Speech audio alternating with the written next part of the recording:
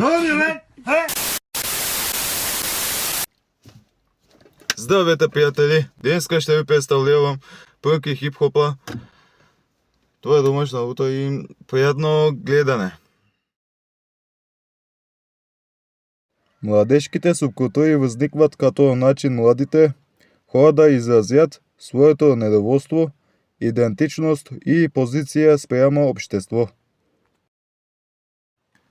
Пънкът и хип-хопът са сред най-влиятелните структури на 19 век.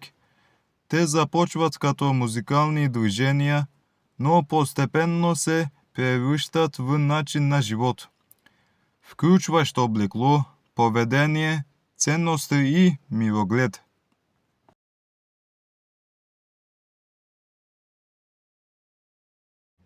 И пънкът и хип-хопът се зараждат през 70-те години на 19 век, период белязан от икономически кризи, безработица, социално неравенство, недоверие към политиката и институциите. Младите хора се чувстват изключени от обществото и търсят алтернативен начин да бъдат чути.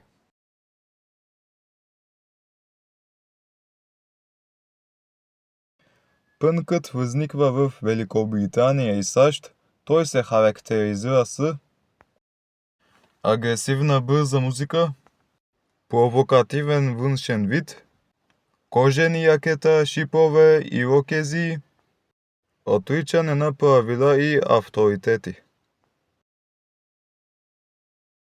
Бунт срещу системата, свобода на изразяване, отхвърляване на лицемерието. Пример за пънк група е Dead Kennedys, известна с политическите си и провокативни текстове.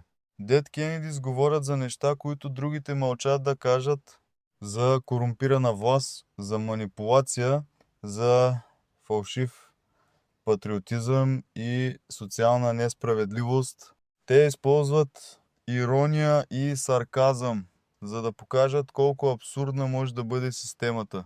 Важно е да разберем, че при тях пънкът не е само музика, а позиция. Посланието им е ясно. Не вярвай сляпо, мисли сам. Системата не винаги е права.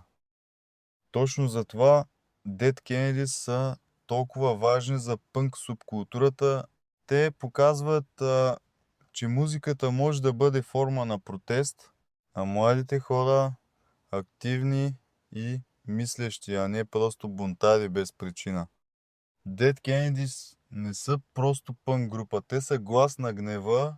Те се появяват в края на 70-те години в САЩ, когато младите хора вече не вярват на политици, институции и обещания. Тяхната музика не е направена да е приятна. Тя е направена да дразни, провокира и събужда. Хип-хопът се заражда в бедните квартали на Ню Йорк сред афроамерикански и латино общности. Той включва рап музика, графити, брейкденс, уличен стил на обличане, основни идеи на хип-хопа, борба за равенство, разказ за реалния живот, себеизразяване, изграждане на идентичност. Хип-хопът дава глас на хората от периферията на обществото. Сравнение между пънк и хип-хоп.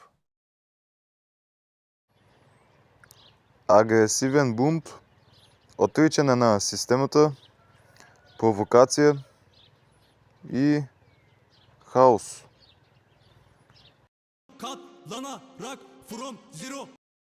Социален разказ, търсене на промяна, идентичност, истина. И двете субкултури изразяват недоволството на младите. Пънкът и хопът се раждат независимо, но по една и съща причина – социалната несправедливост.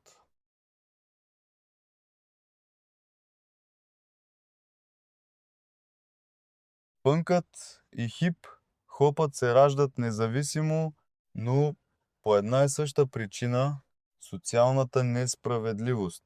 Кратка, агресивна, шумна, точно като гнева им.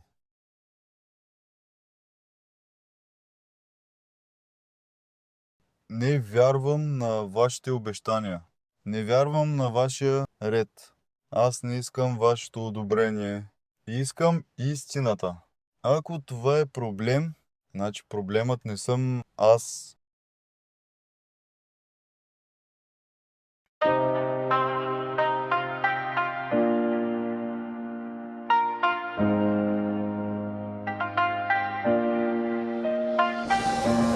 Градски ритъм в кръвта ми гори, думите тежат, но сърцето твори. Стъпам здраво, не гледам назад, хип-хоп душа, твой е моят свят. Градски ритъм, пулсът топти, всяка рима пада точно в тактите ти. Не съм мода, не съм маска, не съм нит, аз съм глас от бетона, чист хип-хоп ритъм бит. Израснал сред шум и бетонни стени, мечтите ми светят като улични фенери. Няма асансьор към върха, само стъпала, всяка крачка нагоре оставя следа. Не търся слава, търся смисъл, всяка дума е удар, всяка пауза изстрел. Когато падна, не моля за рамо, изправям се сам, характера е знаме. Системата казва мълчи, приеми, аз казвам нещо, душата гори. Римите режат остри като стомана, истината тежи, но държа в дланта. Градски ритъм в кръвта ми гори, думите тежат, но сърцето твори. Стъпвам здраво, не гледам назад, хип-хоп душа, това е моят свят. Градски ритъм не спира, не спи, във вените бие, в съня ми звучи. Това е моят път, моят стил, моят бит, аз съм жив хип-хоп, не сломим, не убит. Нощта е тъмна, но мисълта свети, всяка бар линия съдба ми черти. Не продавам принцип за ефтин лайк, аз стоя стабилен, камък в лайм. Фалша блести, но бързо избледнява, истината бавно, но силно остава. Всяка грешка, урок по пътя, всяка рана, медал за борбата. Това е култура, не просто звук, това е начин на живот, не трик, не лукс. Хип-хоп е глас на улицата жива, когато светът мълчи, римата извиква. По-тихо чувство, когато тишината тежи в гърдите, ритъма идва и къса веригите. Не съм сам, всяка душа що гори, чува този пулс и с мен говори. по-тихо чувство, по-финален притез, по-силен, по-финален притез, по-силен, по-финален. Градски ритъм в кръвта ми гори, думите тежат, но сърцето твори.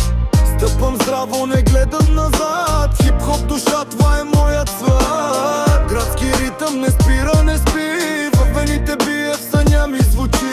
Това е моят път, моят стил, моят бит, аз съм жив хип-хоп, не сломим, не убит.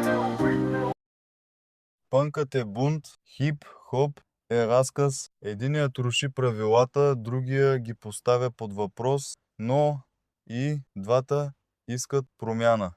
Днес пънкът и хип-хопът продължават да влияят на музиката, модата и мисленето. Те показват, че младите хора имат мнение и право да го изразят. Пънкът и хип-хопът са различни по форма, но еднакви по смисъл. Те доказват, че младежките субкултури са начин за борба, идентичност и свобода. Когато младите не са чути, те намират свой собствен глас.